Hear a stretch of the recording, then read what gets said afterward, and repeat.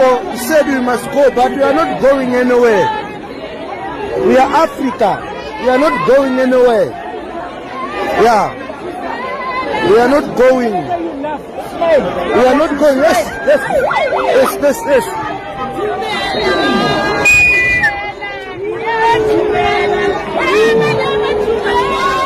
Going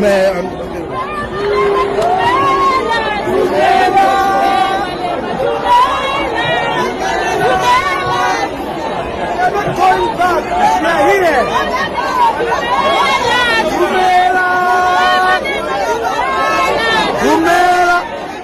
Asihambe, we are here. We are here. A crowd of angry residents shouting, "Foreigners must go." Shops destroyed. Streets blocked. Police scrambling to stop chaos from spreading. And then something even more explosive happened. The very same groups of foreigners being targeted by xenophobic attacks marched into the streets themselves, refusing to leave, refusing to stay silent, and warning that they are not going anywhere. What started as tension between locals and migrants has now become a dangerous national flashpoint, raising fears of violence, political instability, and economic collapse. Because this is no longer just about immigration. It is about unemployment, crime, politics, survival, and a country struggling to hold itself together. And now the question many people are asking is this: if both sides are refusing to back down, what happens next? Before we continue, make sure to like this video and subscribe so you never miss the biggest political and investigative stories shaping Africa right now. The protests by foreign nationals have shocked many people because, for years, xenophobic violence has usually followed a familiar pattern. Local residents accuse migrants of taking jobs, running businesses unfairly, or contributing to crime. Violence erupts. Foreign-owned shops are looted. Families flee. Government officials call for calm. And then the country slowly moves on until the next outbreak. But this time feels different. This time, the foreigners themselves organized demonstrations, publicly rejecting calls for them to leave. Videos circulating online showed groups marching through the streets, carrying placards, chanting slogans, and insisting they also have rights, businesses, families, and futures tied to the country. Some openly challenged politicians they believe are fueling anti-immigrant anger for political gain. And that changed the entire atmosphere.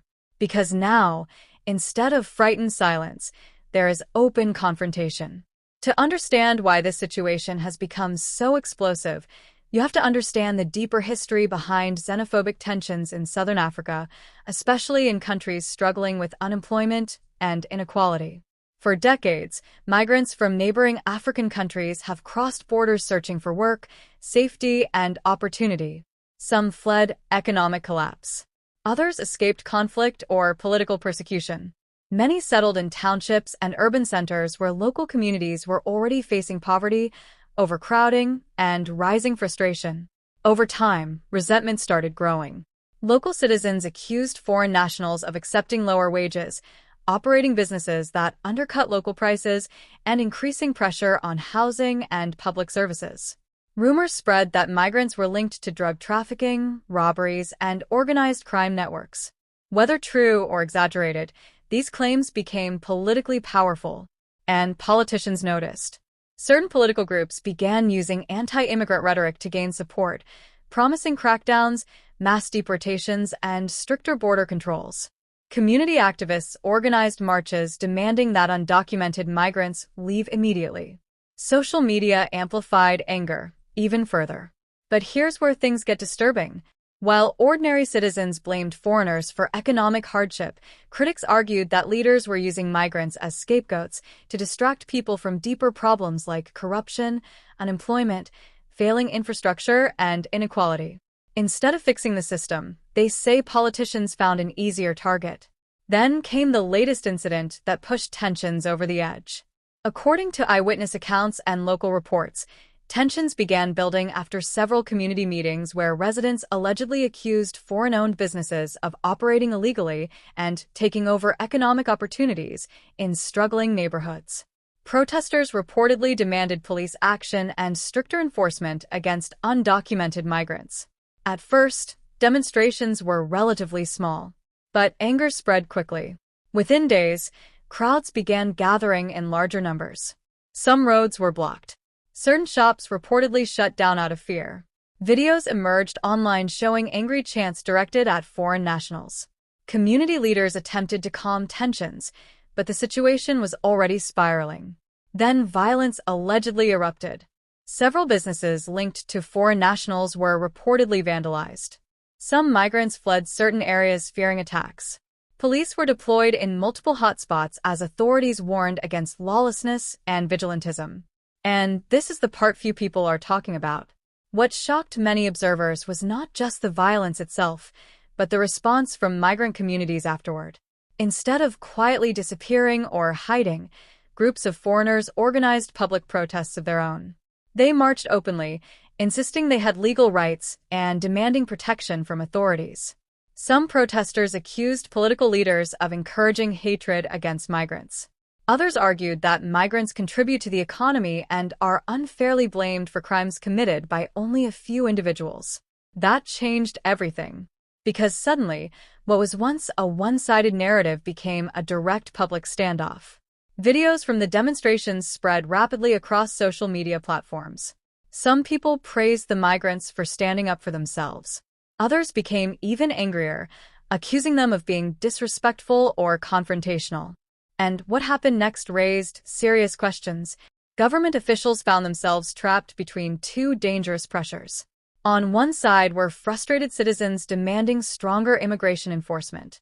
On the other side were human rights organizations warning that xenophobic violence was threatening lives and damaging the country's international image. Police statements urged calm and warned against violence, but critics argued authorities were reacting too slowly. Community leaders called for dialogue, yet mistrust on both sides kept growing. Meanwhile, online misinformation made everything worse. Old videos from previous xenophobic attacks resurfaced online and were falsely presented as current footage. Rumors spread claiming foreigners were planning retaliatory violence. Other posts accused locals of organizing coordinated attacks. Fear spread faster than verified information. And in highly emotional situations like this, rumors can become more dangerous than facts. The images of foreigners marching through the streets declaring, "We are not going anywhere," have already changed the national conversation forever.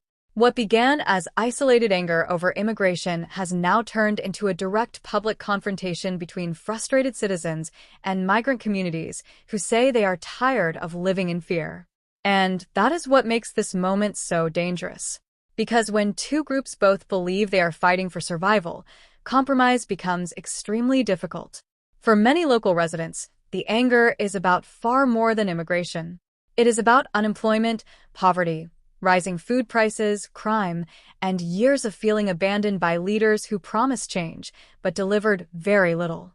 In communities where opportunities are disappearing, frustration can quickly turn into blame. And migrants often become the most visible target. But on the other side are thousands of foreign nationals who insist they are being unfairly demonized. Many say they came searching for safety, work, and stability. Some fled collapsing economies. Others escaped violence and political instability in their home countries. Many have spent years building businesses, raising families, and trying to survive under difficult conditions. Now both sides feel trapped. And this is the part many people are afraid to admit. The deeper issue may not actually be immigration alone. It may be a growing crisis of trust in the system itself. Citizens no longer trust that the economy works for ordinary people. Migrants no longer trust that authorities can protect them. Communities no longer trust each other. And once trust disappears, even small incidents can explode into national unrest. History has shown this before. Every few years, another wave of tension erupts. Another community burns. Another group becomes the enemy. Politicians debate immigration. Social media spreads outrage. But when the headlines fade, the deeper economic frustrations remain exactly the same. That is why many analysts believe this crisis could continue unless governments finally address the root causes driving public anger. Because if unemployment keeps rising, if inequality keeps growing, and if leaders continue failing to restore confidence, then the cycle may simply repeat itself again and again. And now authorities are under enormous pressure. Police are expected to increase security in affected communities while investigations into violence and intimidation continue. Human rights organizations are demanding stronger protection for vulnerable groups. At the same time, political leaders are facing growing calls for stricter border control and immigration enforcement. But even those measures may not calm tensions completely, because this issue has now become emotional, political, and deeply personal for millions of people.